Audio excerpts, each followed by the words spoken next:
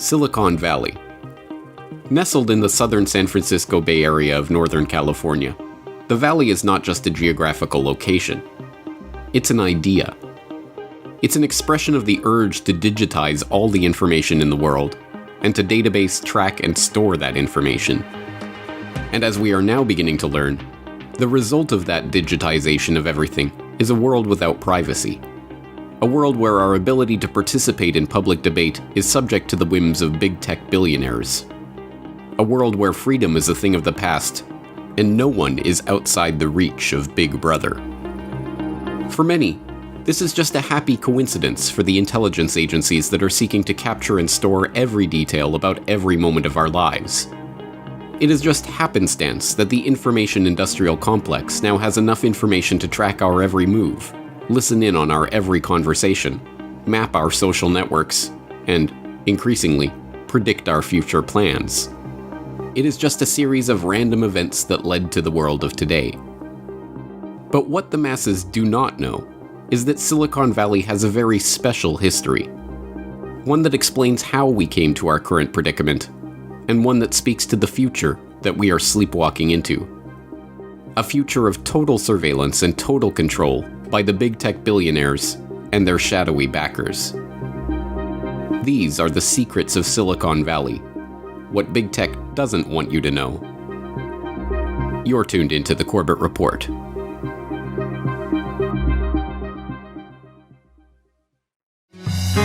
Once known as the Valley of Heart's Delight, the Santa Clara Valley was a bucolic agrarian area known for its mild climate and blooming fruit trees. Until the 1960s, it was the largest fruit-producing and packing region in the world. Today, there are few reminders of the valley's sleepy farming past. Now dubbed Silicon Valley, it is home to many of the world's largest technology and social media companies, from Google and Facebook to Apple and Oracle, from Netflix and Cisco Systems to PayPal and Hewlett-Packard. It is the hub of a global industry that is transforming the economy, shaping our political discourse, and changing the very nature of our society. So what happened? How did this remarkable change take place? Why is Silicon Valley the epicenter of this transformation? The answer is surprisingly simple. World War II happened. The influx of high-tech research and industry to the region is the direct result of the advent of World War II and the actions of one man, Frederick Terman. Frederick was the son of Louis Terman, a pioneer of educational psychology at the Stanford Graduate School of Education. An avowed eugenicist, Louis Terman popularized IQ testing in America, helping to conduct the first mass administration of an IQ test for the U.S. Army during America's entry into the First World War. Frederick Terman attended Stanford, earning an undergraduate degree in chemistry and a master's degree in electrical engineering, before heading to MIT to earn his doctorate in electrical engineering under Vannevar Bush.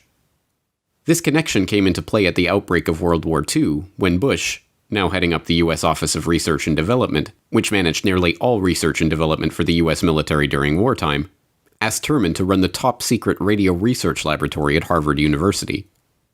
There, Terman directed 800 of the country's top researchers in the emerging field of electronic warfare. Their work included the development of some of the earliest signals intelligence and electronic intelligence equipment, including radar detectors, radar jammers, and aluminum chaff to be used as countermeasures against German anti-air defenses. The Valley as we know it today was born in the post-World War II era, when Terman returned to Stanford as Dean of the School of Engineering and set about transforming the school into the MIT of the West. Terman, with his war experience, decided to build Stanford into a center of excellence on microwaves and electronics, and he was the guy to do it. The Harvard Radio Research Lab was the pinnacle in the United States of every advanced microwave transmitter and receiver you could think of. And what he does is he recruits 11 former members of the Radio Research Lab and says, you know, we really don't have a lab, but congratulations, you're all now Stanford faculty. And they went, oh, great, thanks. They joined Stanford, and they set up their own lab, the Electronics Research Lab, for basic and unclassified research. And they get the Office of Naval Research to give them their first contract to actually fund in the post-war Stanford research into microwaves. By 1950, Terman turns Stanford's engineering department into the MIT of the West. Basically, by taking all the war, innovative R&D in microwaves, by moving it to Stanford, by taking the department heads and key staff. With the military research funds flowing into the region, Terman began transforming the San Francisco Bay Area into a high-tech research hotspot. In 1951, he spearheaded the creation of Stanford Industrial Park, now known as Stanford Research Park, a joint venture between Stanford and the city of Palo Alto to attract big technology corporations to the area. The park was a huge success, eventually luring Hewlett-Packard, General Electric, Kodak, and other important technology firms, and cementing Silicon Valley as a nexus between Stanford, big tech, and government-sponsored research. And this connection was not tangential. As researcher Steve Blank writes in his own history of Silicon Valley's military roots, during the 1950s, Fred Terman was an advisor to every major branch of the U.S. military. He was on the Army Signal Corps R&D Advisory Council, the Air Force Electronic Countermeasures Scientific Advisory Board, a trustee of the Institute of Defense Analysis, the Naval Research Advisory Committee, the Defense Science Board, and a consultant to the President's Science Advisory Committee. His commercial activities had him on the board of directors of HP, Watkins Johnson, Ampex, and director and vice chairman of SRI. It's amazing this guy ever slept. Terman was the ultimate networking machine for Stanford and its military contracts. It is no secret that Silicon Valley has thrived since the very beginning on Pentagon research dollars and DoD connections. From William Shockley, a rabid eugenicist who spent World War II as director of Columbia University's Anti-Submarine Warfare Operations Group, and who is sometimes cited as Silicon Valley's other founding father for his work on silicon semiconductors, to the Stanford Research Institute, a key military contractor that had close ties to the Advanced Research Projects Agency. The U.S. Defense Department has had a key role in shaping the development of the region. The Stanford Research Institute was spearheaded by Terman and created by the trustees of Stanford University in 1946. From its inception, the SRI was instructed to avoid pursuing federal contracts that might embroil Stanford in political matters. But within 6 months, it had already broken this directive, pursuing contracts with the Office of Naval Intelligence. In the 1960s, at the same time that the Institute's Artificial Intelligence Center was creating Shaky, the first mobile robot that could reason about its surroundings. A feature of the intermediate level actions is their ability to recover from unforeseen accidents. Our gremlin, Charlie, symbolizes an agent of change unknown to Shaky. Shaky sensors tell him that the box has slipped off the push bar, but his cat whiskers tell him where the box is, so he can get behind it and resume pushing. SRI was targeted by Vietnam War protesters for its contract work with ARPA, the Pentagon arm devoted to developing cutting-edge technology. The pressure caused Stanford University to formally cut its ties with SRI in the 1970s, but the institute's military-funded research did not stop there. The Stanford Research Institute was to become the second node in the ARPANET, the Pentagon-created packet switching network that gave birth to the modern-day Internet. The first message ever sent between two computers was sent on the ARPANET between a computer at UCLA and one at SRI. It was the head of ARPA's Command and Control Division, Robert Kahn, who set up the first experimental mobile network, known as PRNet, around Silicon Valley, and formed the initial satellite network, SatNet, that connected the early Internet internationally. In 1973, Kahn enlisted the help of Vint Cerf, an assistant professor at Stanford University, to develop, as a Department of Defense project, the TCP/IP protocol suite that would help make the Internet possible. In a recent panel discussion hosted by DARPA, the latest moniker for what was originally ARPA, Vint Cerf admitted that the entire ARPANET project was dictated by the Pentagon's needs for a command and control system that would be responsive to military requirements. The Internet was motivated by a belief that command and control could make use of computers in order to enable the Defense Department to use its resources better than an opponent. And in that particular case, Bob in particular started the program at DARPA in the early 1970s. realized that we had to have the computers in ships at sea and in aircraft and in mobile vehicles, and the ARPANET had only done dedicated fixed machines that were in air-conditioned rooms, connected together in roughly speaking dedicated telephone circuits. So you can't connect the tanks together with wires because they run over them and they break, and the airplanes will never make it off the ground. And, you can see all the problems. So this led to the need for mobile radio communication and satellite communication in a networked environment. Your question about global nature here is easily answered. At least I thought we were doing this for the Defense Department, which would have to operate everywhere in the world. And so it could not be a design that in some way was limited to CONUS, for example. And it also could not be a design that depended at all on the cooperation of other countries allocating, for example, address space. I mean, the sort of the silly model of this is if we use country codes to indicate different networks, different network identifiers, imagine that you've got to invade country B. And before you do that, you have to go and say, hi, we're going to invade your country in a couple of weeks, and we need some address space to run our command and control system. And it probably wasn't going to work. So we knew it had to be global in scope. One of the first demonstrations of the protocol, a 1977 test involving a van equipped with radio gear by SRI that is now dubbed the birth of the modern internet, even simulated a mobile unit in the field, let's say in Europe, in the middle of some kind of action trying to communicate through a satellite network to the United States. But while direct investment in this technological revolution suited the purposes of the Pentagon, the US intelligence community was pursuing other, more covert avenues for harnessing the incredible potential of Silicon Valley and its surveillance technologies. With the advent of the Cold War and the increased tensions between the US and the USSR in a new, highly technological game of spy versus spy, the funding for research and development of cutting-edge technology was placed under a cover of national security and classified. But in the early 1950s, the Korean War changes the game. Post-World War II, those who know your history, we basically demobilized our troops, mothballed our bombers and our fighters, and said we're going to enjoy just the post-war benefits. 1949, the Soviets explode their first nuclear weapon.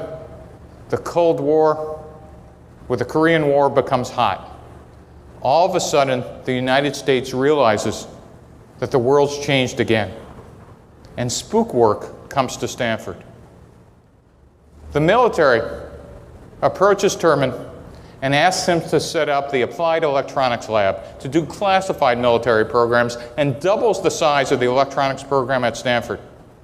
They said, well, we'll keep this separate from the unclassified electronics research lab, but for the first time, it made Stanford University a full partner with the military in government R&D.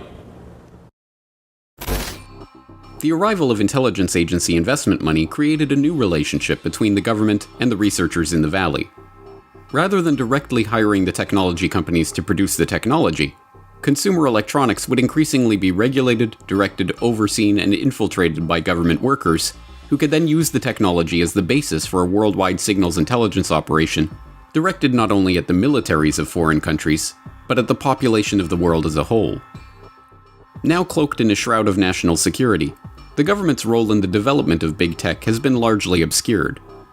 But if you know where to look, the fingerprints of the intelligence agencies are still visible on nearly every major company and technology to emerge from Silicon Valley. Take Oracle Corporation, for instance. The third largest software corporation in the world, Oracle is famed for its eponymous database software. What many do not know is that the Oracle name itself comes from the firm's first customer, the CIA.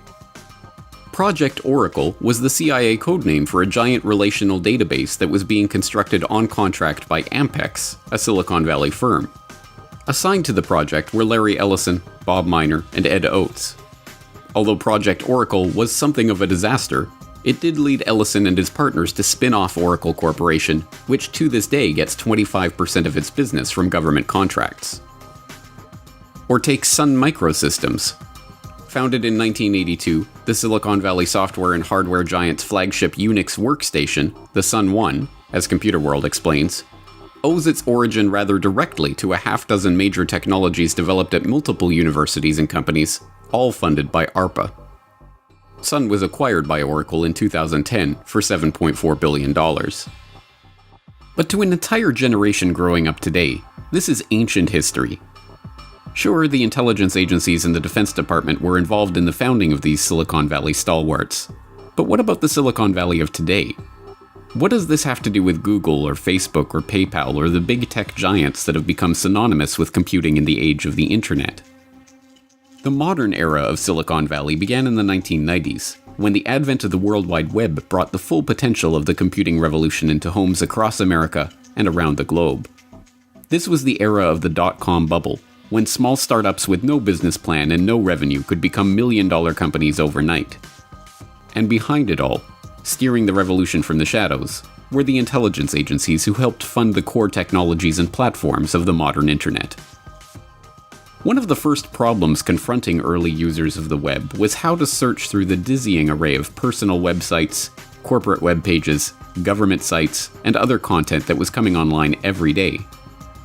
In order for the web to turn from a playground for tech geeks and hobbyists into a ubiquitous communication tool, there would need to be a way to quickly sort through the vast amount of information available and return a relevant list of websites to lead users to useful information. Early iterations of online search, including personally curated lists of interesting sites and primitive search engines that relied on simple keyword matching, failed to live up to the task. By happy coincidence, the problem of cataloging, indexing, sorting, and querying vast troves of information was one that the intelligence agencies were also working on. As the masses of data flowing through the internet gave rise to the era of big data, the NSA, the CIA, and other members of the US intelligence community recruited the best and the brightest young minds in the country to help them store, search, and analyze this information, and those searching for it. And, as usual, they turned to Stanford University and the Silicon Valley whiz kids for help. Google, as the now familiar story goes, started out as a research project of Larry Page and Sergey Brin, two graduate students at Stanford University. Unsurprisingly, one does not have to dig very deep to find the connection to the Defense Department. DARPA, the current name of the oft-rebranded ARPA, was one of the 7 military, civilian, and law enforcement sponsors of the Stanford Digital Libraries project, which helped fund Page and Brin's research. DARPA was even thanked by name in the white paper where the idea for Google was first laid out: the anatomy of a large-scale hypertextual web search engine. Less well-known is the massive Digital Data Systems project spearheaded by the US intelligence community and funded through unclassified agencies like the National Science Foundation. As an email introducing the project to researchers at major US universities in 1993 explains, it was designed to help the intelligence agencies take a proactive role in stimulating research in the efficient management of massive databases and ensuring that intelligence community requirements can be incorporated or adapted into commercial products. As Jeff Nesbitt, former Director of Legislative and Public Affairs for the National Science Foundation, detailed in a revealing 2017 article for QZ.com on Google's true origin, the research arms of the CIA and NSA hoped that the best computer science minds in academia could identify what they called birds of a feather. Just as geese fly together in large V-shapes, or flocks of sparrows make sudden movements together in harmony, they predicted that like-minded groups of humans would move together online. Their research aim was to track digital fingerprints inside the rapidly expanding global information network, which was then known as the World Wide Web. Could an entire world of digital information be organized so that the requests humans made inside such a network be tracked and sorted? Could their queries be linked and ranked in order of importance? Could birds of a feather be identified inside this sea of information so that communities and groups could be tracked in an organized way? The project dispersed more than a dozen grants of several $1 million each to help realize this goal of tracking, sorting, and mining online behavior in order to identify and categorize communities and track groups in real life. And one of the first recipients of this grant money? Sergey Brin's team at Stanford and their research into search query optimization. From its very founding and continuing right through to the present day, Google has maintained close ties to America's intelligence, military, and law enforcement apparatuses. As with all matters of so-called national security, however, we only get a window into that relationship from the public and declassified record of contracts and agreements that the tech giant has left in its wake.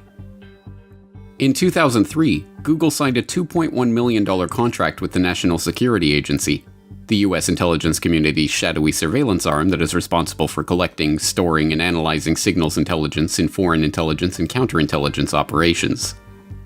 Google built the agency a customized search tool capable of searching 15 million documents in 24 languages. So important was this relationship to Google that when the contract expired in April 2004, they extended it for another year at no cost to the government.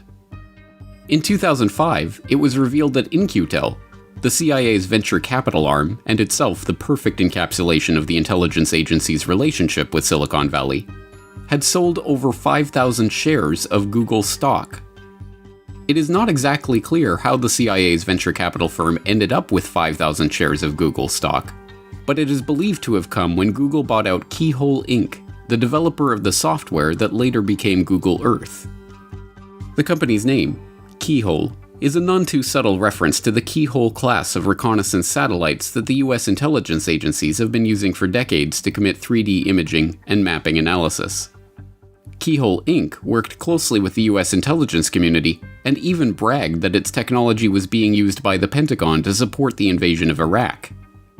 To this day, the CIA itself describes Google Earth as CIA-assisted technology on its own page dedicated to CIA's impact on technology. In 2010, details of a formal NSA-Google relationship began to emerge, but both parties refused to divulge any further information about the relationship. Subsequent reporting suggested that Google had agreed to provide information about traffic on its networks in exchange for intelligence from the NSA about what it knew of foreign hackers. More details emerged from a Freedom of Information Act request in 2014, which revealed that Sergey Brin and Eric Schmidt were not only on a first-name basis with then NSA Chief General Keith Alexander, but that Google was part of a secretive government initiative known as the Enduring Security Framework, and that this initiative involved Silicon Valley partnering with the Pentagon and the US intelligence community to share information at network speed. The Enduring Security Freedom Initiative is just one window into how big tech can reap big dollars from their relationship with the NSA.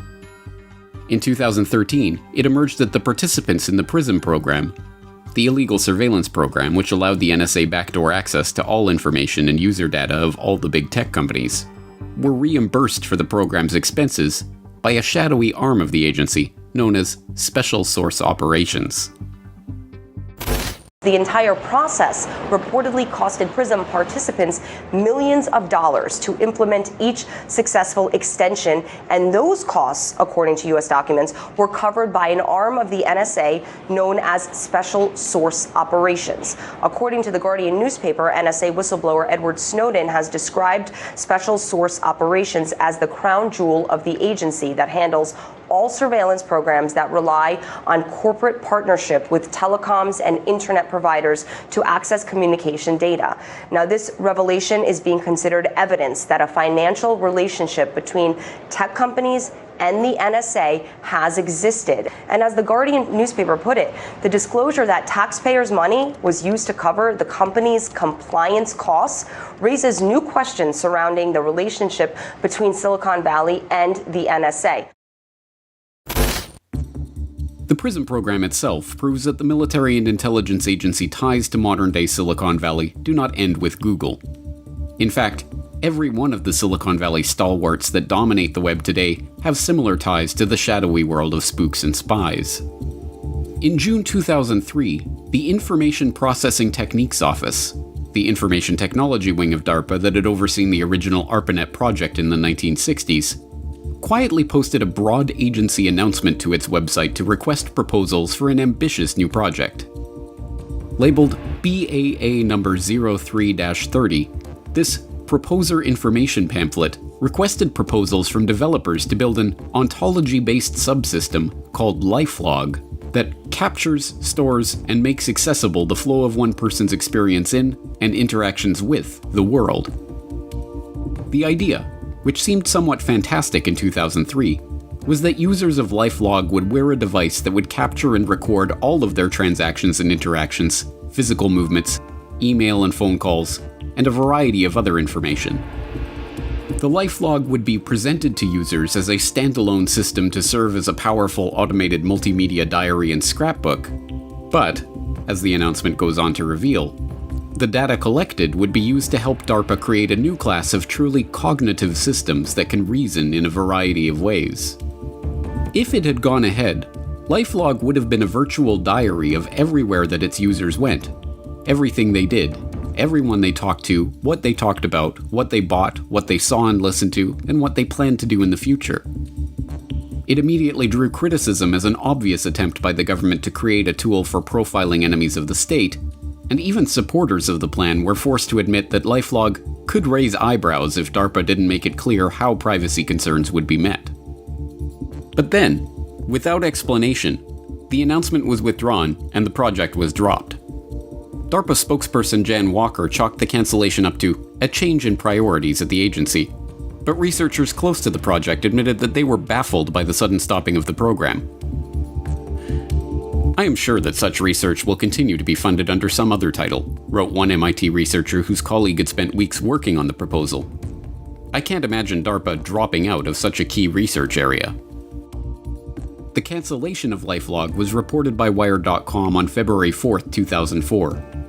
That very same day, a Harvard undergrad named Mark Zuckerberg officially launched thefacebook.com, the first incarnation of Facebook, which collects vast amounts of data on its users, offering them the promise of a powerful automated multimedia diary and scrapbook, but, as has become more and more evident in recent years, using and selling that data for ulterior motives. But it is not just this interesting coincidence that connects Facebook to DARPA. Once again, the money that helped the Facebook go from a Harvard student project to a multi-billion user internet giant involved a relocation to Silicon Valley and copious injections of venture capital from intelligence-connected insiders. Facebook moved to Palo Alto, California in 2004 and received its first investment of $500,000 from Peter Thiel, co-founder of PayPal. But the real money, and the real interest in Facebook, arrived in 2005 in the form of a $12.7 million investment from Accel Partners, and an additional $1 million from Accel's Jim Breyer. Breyer, it turns out, had some interesting connections of his own. The first venture capital money totaled at $500,000 came to the Facebook from venture capitalist Peter Thiel, founder and former CEO of PayPal. He also serves on the board of radical conservative group Vanguard PAC. Further funding came in the form of $12.7 million from venture capital firm Accel Partners. Accel's manager, James Breyer, was former chair of the National Venture Capital Association. Breyer served on National Venture Capital Association's board with Gilman Louie, CEO of In-Q-Tel, a venture capital firm established by the Central Intelligence Agency in 1999. This firm works in various aspects of information technology and intelligence, including most notably, nurturing data mining technologies. Breyer has also served on the board of BBN Technologies, a research and development firm known for spearheading the ARPANET, or what we know today as the Internet. In October of 2004, Dr. Anita Jones climbed on board BBN along with Gilman Louie. But what is most interesting is Dr. Jones' experience prior to joining BBN.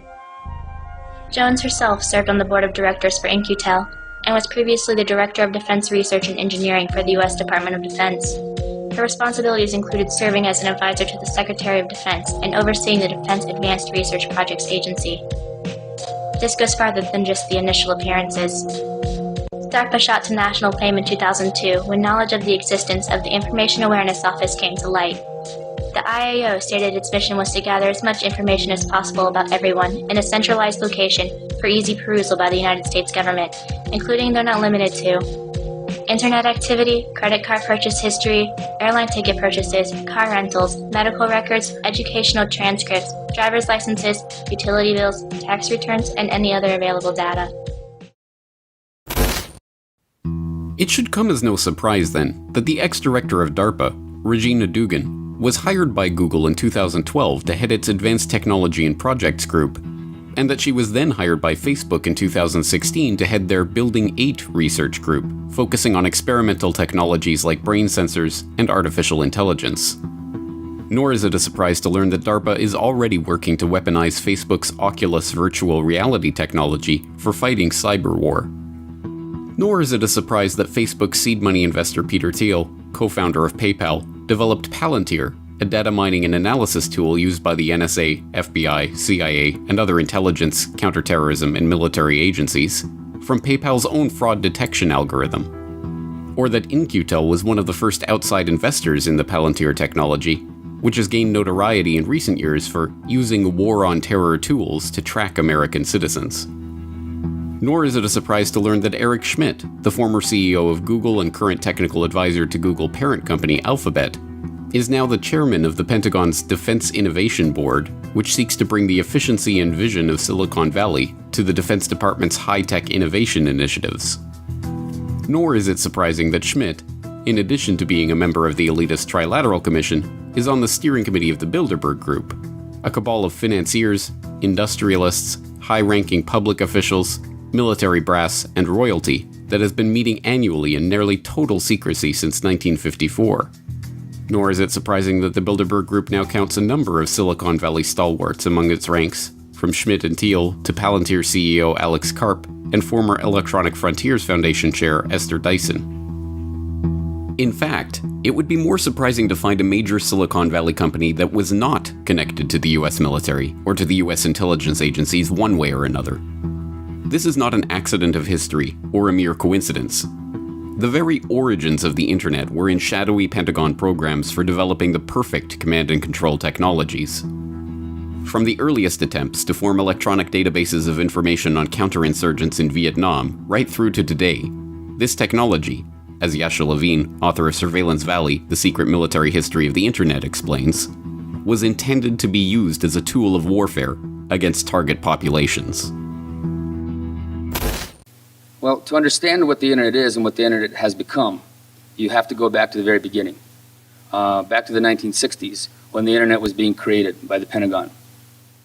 Back then, America was a relatively new global empire, facing an increasingly chaotic and violent world. There was the Vietnam War, that was central, but the U.S. was facing insurgencies all around the world. From Latin America to Southeast Asia. It was also facing an increasingly volatile and violent domestic environment. You had the anti-war movement. You had militant black activism. You had groups like the Weather Underground that were setting out bombs seemingly daily in cities all across the country. You had race riots in major cities. And America's paranoid generals looked at this, right? And they saw a vast communist conspiracy, of course. They saw the Soviet Union expanding globally, underwriting insurgencies all around the world, backing countries that were opposed to America. At the same time, they were underwriting opposition movements in America. And they saw this as a new kind of war that was happening. This was not a war. This is not a traditional war that you could fight with traditional weapons. This is not a war that you could drop a nuke on. It was not a war that you could send a tank division into, because the combatants did not wear uniforms and they did not march in formation. They were part of the civilian population of the conflicts that they were taking part in. So it was a new kind of war, a new kind of an insurgency, a global insurgency.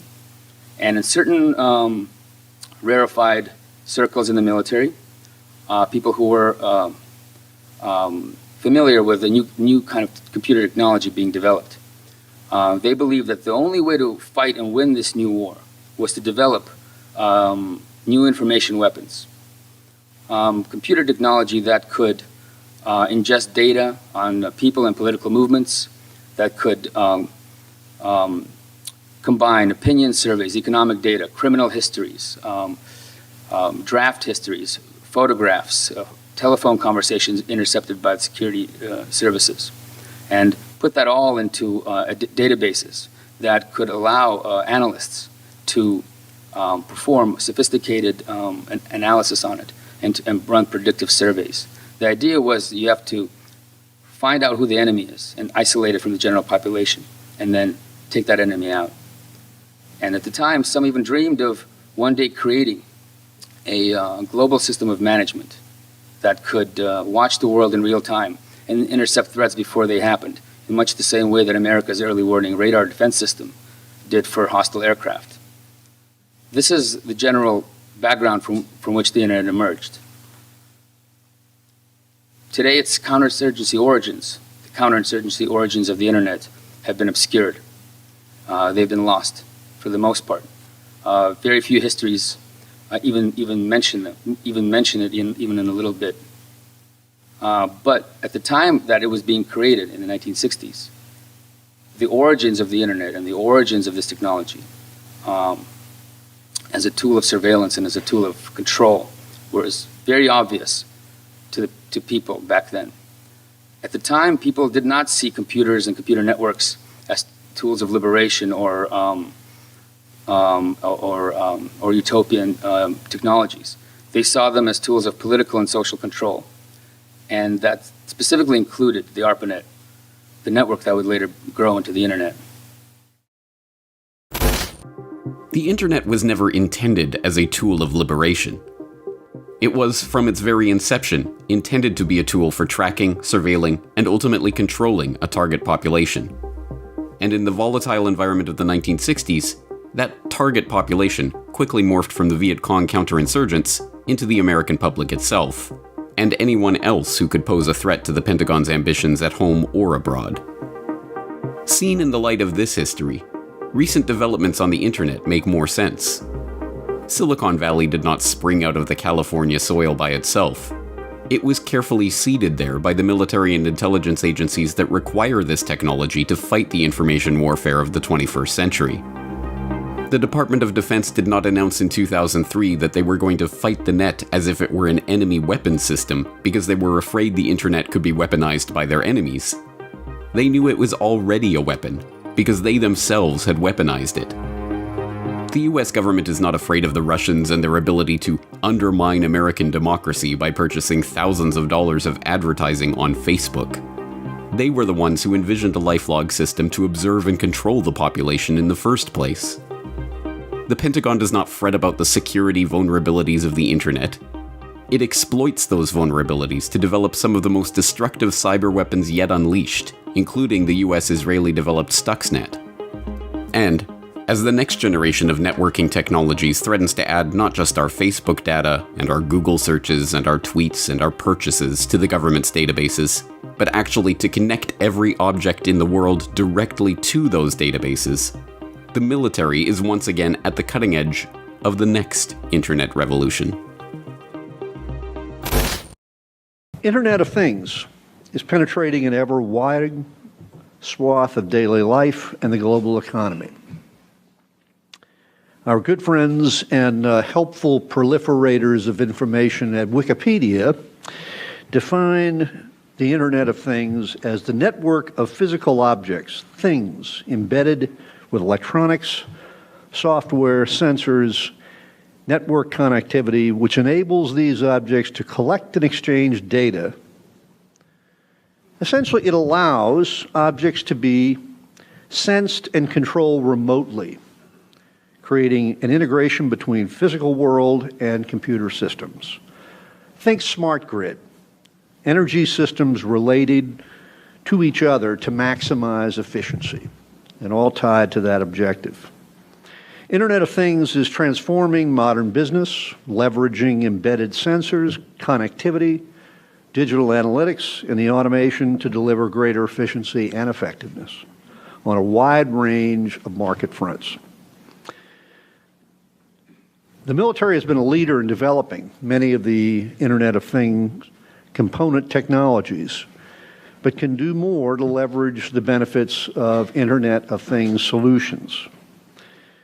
The broader national security establishment also faces unique challenges in adopting Internet of Things technologies ranging from security and mission assurance to infrastructure and cost constraints and cultural hurdles.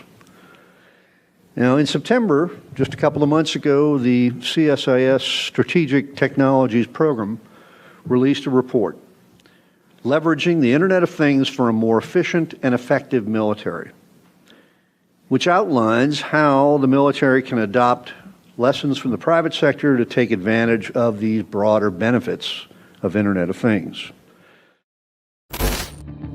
From the earliest days of network computing, when the ARPANET was still just a twinkle in its engineers' eyes and famed ARPA computer scientist J.C.R. Licklider was writing memos to his colleagues in Palo Alto updating them on his vision for an intergalactic computer network, to today, when DARPA scientists are plotting military uses for the Internet of Things.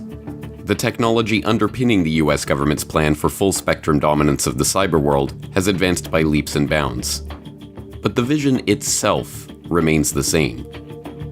In this vision, every person is tracked, their conversations recorded, their purchases monitored, their social networks mapped, their habits studied, and, ultimately, their behaviors predicted, so that the Pentagon and the spies of Silicon Valley can better control the human population. And, with the advent of technologies that ensure that every item we own will be spying on us and broadcasting that data through networks that are compromised by the intelligence agencies, that vision is closer than ever to a reality. And there, helping that vision to come to reality, are the giants of big tech, who were founded, funded, aided, and, when needed, compromised by the spooks, spies, and soldiers who desire complete control over the cyber world. This is the secret of Silicon Valley. In a key sense, the big tech giants are the Pentagon and the intelligence community. The DoD and the intelligence agencies are the big tech giants. It was this way from the very dawn of modern computing, and it remains this way today. We should not be surprised that the world of the Internet, the world bequeathed to us by the ARPANET, is increasingly looking like an always-on surveillance device. That was what it was intended to be. Yet the public, blissfully unaware of this reality, or willfully ignorant of it, continues to record their every move in their Facebook life log, flock like birds of a feather to ask their most intimate questions of Google, and feed their personal data into the gaping maw of the Prism beast. It may be too late to pull back from the brink of this always-on, always-surveilled, wireless networked precipice. But until we look squarely at the facts showing that big tech is a front for the US government, we will never hope to escape the silicon trap that they have laid for us.